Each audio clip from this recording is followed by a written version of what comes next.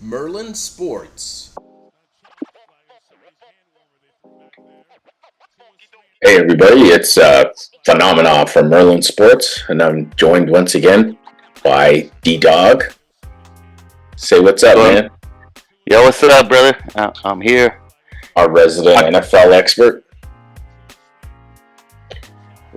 We're gonna go for the NFC East. Yeah, today we're going to cover the NFC East preview, and of course, run down the teams again. We got the Eagles, Philadelphia Eagles, Dallas Cowboys, Washington Commanders, and New York Football Giants. Okay, so give me your order of finish for this division, as well as what you think their win total is going to be, and then we'll kind of do a deeper dive. So who you got coming out of this division? So I got Dallas winning this division. They're gonna go 11-6. 11-6. I got Philly finishing second at 10-7, and then I got Washington and the Giants bringing up the rear. I'll pick Washington to finish third. I think they have more excitability for them. They got a new head coach, and Jaden Daniels is the Heisman Trophy winner from LSU. He's a big time quarterback. He's going to do a lot of good things for them. But it's gonna be a tough year for them. I'm going to say they're probably going to go 5-12, and then I got the Giants. They're probably going to go 3-14. They might go 2-15, but I think 3-14. The Giants have done nothing, and they lost their best player. So that's kind of how I look at it. Philadelphia's added some stuff, but they lost some key pieces as well. So, but to me, Dallas is the team, and for Dallas, it's not about the regular season, right?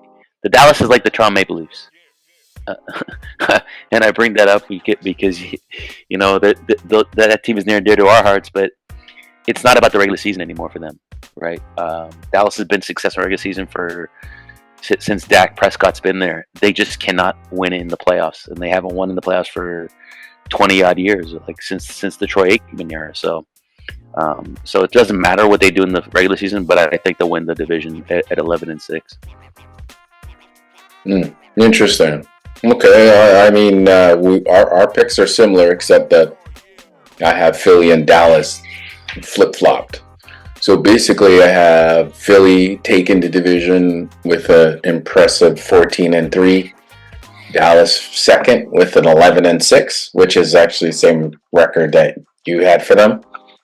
And then Washington third with 5 wins, which is the same as you are predicting.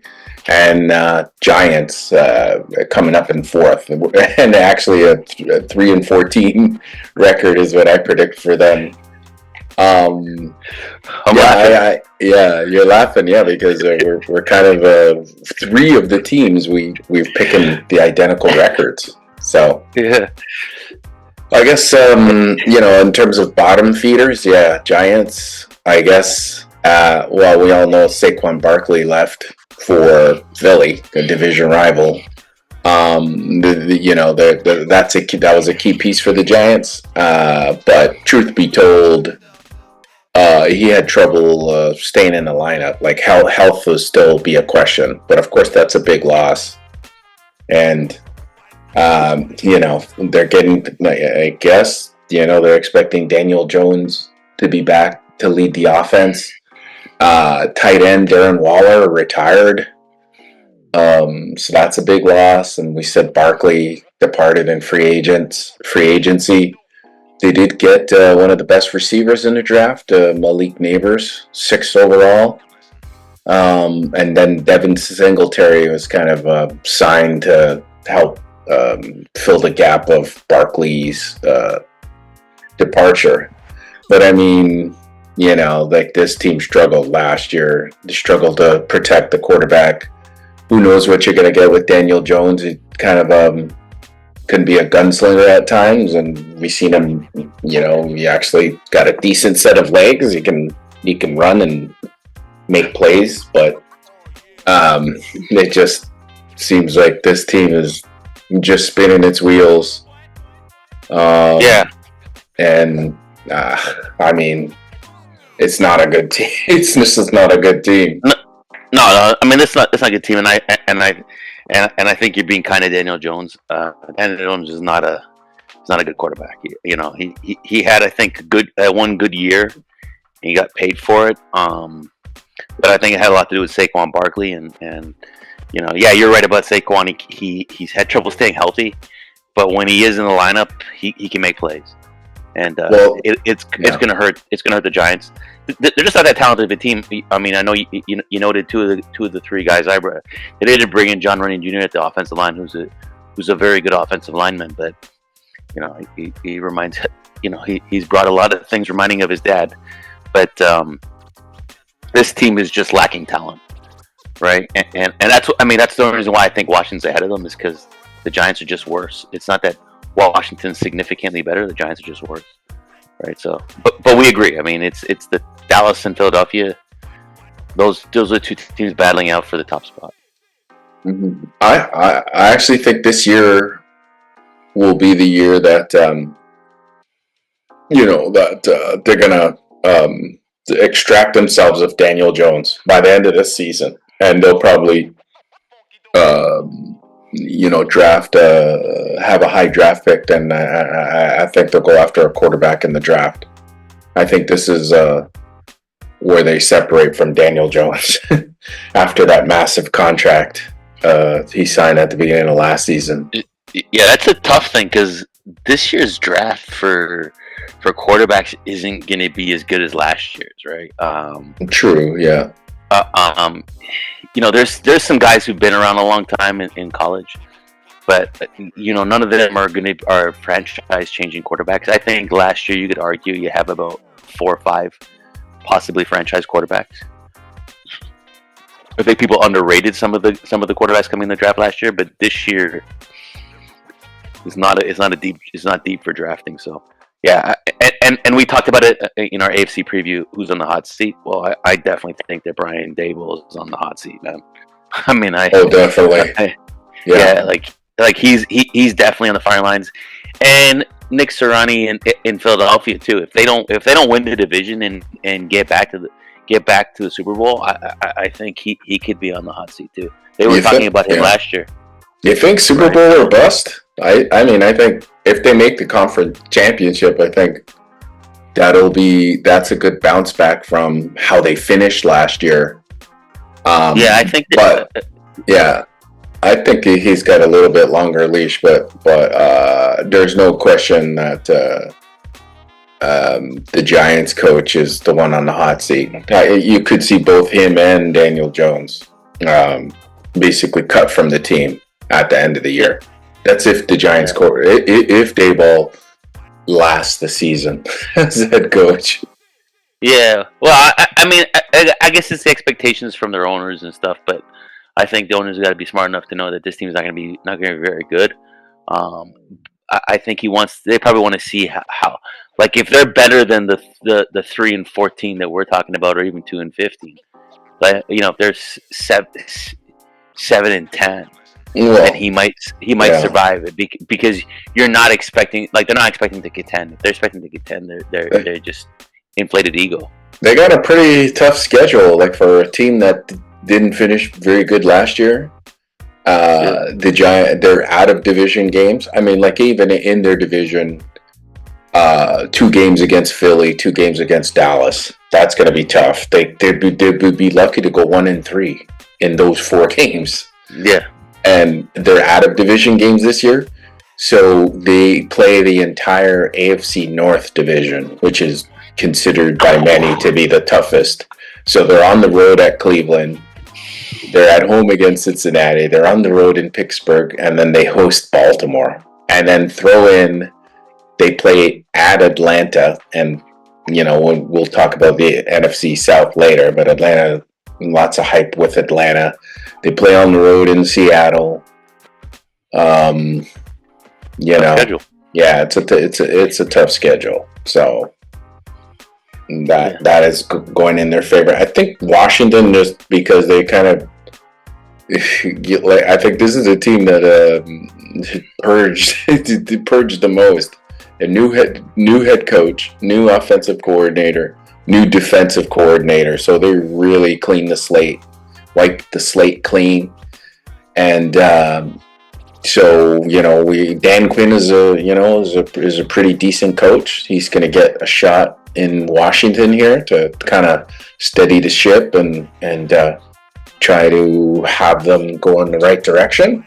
Cliff Kingsbury, who formerly the Arizona Cardinals head coach, he's an offensive coordinator, and I think that's better suited to him. Like, he could just focus on the offense. I think that's probably better suited to his skill set than being the head coach and calling all the shots, which, that's kind of got him out of Arizona. Defensive coordinator Joe Witt. So, they kind of have low expectations, and I think that they will be a notch above the Giants. They added Austin Eckler, running back, so pretty decent running back from the Chargers. And I think they just get younger. And like you said, Jaden Daniels, exciting quarterback, second overall pick. They drafted pretty good coming in, so we'll see how it shapes up, but expect them to be a little bit above the Giants. Definitely. Yeah. Now let's get to the two horse race in this division. Like, I favor Philly over Dallas. You favor Dallas over Philly, and I guess you were saying that. Well, tell me why that is again. Well, I think for Dallas, they had a top 5 defense last year. They didn't lose too many guys. They did lose Stephon Gilmore from that defense, but they lost Dan Quinn as a defensive coordinator. But typically, you can replace your defensive coordinator as long as you don't lose your key pieces. And Micah Parsons is a beast. That guy's a beast. So their defense is still going to be pretty good. But like I said, for Dallas, they know what they have to do. It's all about winning. They got the CD Lamb thing off their plate. The Dak contract might linger, but I don't think that's going to linger for them. And Philly ended the season pretty bad last year. Philly started off hot, and then they just faded, and they did not have a good close to the season. And there might be some hangover on that. I think Jalen Hurts is good, but I don't think he's better than, like, he's as good as he was that one season. I think people are starting to figure him out. It's once you get more tape on somebody, their tendencies, what they're doing, and he's run a lot, and it's hard to run a lot as a quarterback in the NFL, right? Running a lot as a quarterback in the NFL, that destroyed Robert Griffin III's career, right? Because you can't run like that. Josh Allen is rare in Buffalo because he's a flipping linebacker playing quarterback, but not everybody's a linebacker playing quarterback. So right, I think Jalen Hurts, yeah, he runs a lot, but I think he's more.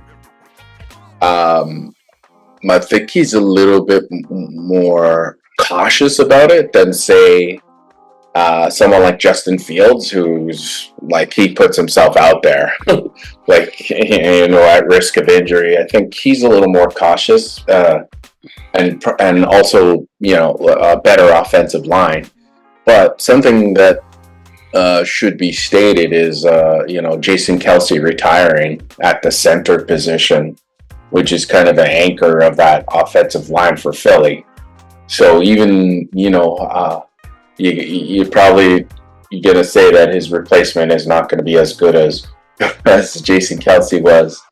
And then also, is that going to affect that tush-push play that the league almost had to ban because it became so automatic for Philly in the last 2 years? So even having said that, I still favor Philly, just, Will they? Saquon Barkley, that's the best running back that they've had in this kind of Jalen Hurts, Nick Sirianni era. So they're going to get the best running back they have had. Their wide receivers are top notch. They've just surrounded him with a lot of offensive weapons. I think the defense will bounce back from how they ended the year, and I can't see that continuing. I think there's a lot of optimism in Philly, and when I look at Dallas, sure, CeeDee Lamb, okay, he's probably been keeping himself in shape and getting some practice time somewhere. They just resolved that. Otherwise, he's starting the season without any significant playing time. Tony Pollard left. They brought in Ezekiel Elliott. I guess they want to turn back the clock. He didn't look impressive in his short time with the Patriots. The Patriots are just awful. So you can't really blame Ezekiel Elliott, but I think his best days are behind him.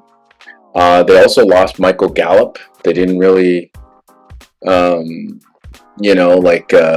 guess they're going to go all in with CeeDee Lamb and Dak Prescott. He's good, serviceable, very good regular season quarterback. But when there's pressure on the line, he just doesn't seem to perform for whatever reason. I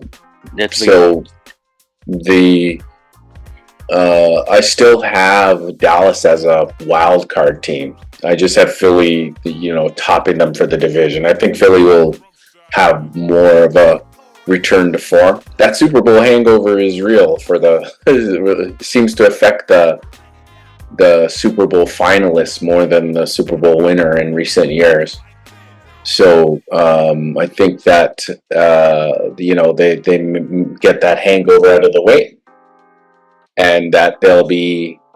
I think they'll return to form from 2 years ago when they were at the Super Bowl and dominated in the regular season. So. Yeah, I think we both agree the coach that's on the hot. Actually, two coaches on the hot seat. It could go south for Sirianni if they struggle like they did in that losing streak and then that playoff loss last year. Oh yeah, especially there's rumors or murmurs that Jalen Hurts and Sirianni don't kind of see eye to eye on the football aspect. So you could, that could. If they start getting into a losing streak, that could have an effect. I think they're bringing in Vic Fangio as their defensive coordinator, so you got a veteran, kind of more of a no nonsense guy. And then Kellen Moore was going to bring in, a pretty good offensive coordinator. That's also why I think there's more upside on Philly, just because. The new offensive coordinator and defensive coordinator, they're kind of proven in both of their crafts. Whereas Dallas, Mike McCarthy, he doesn't really do anything. He doesn't really do anything for me. They're bringing in Mike Zimmer, formerly of the Vikings, as defensive coordinator. He's a solid defensive coordinator. Sure, he is. So, yeah, I mean. You can go either way on this. I totally get it. The Philadelphia. How about we move on to the NFC North?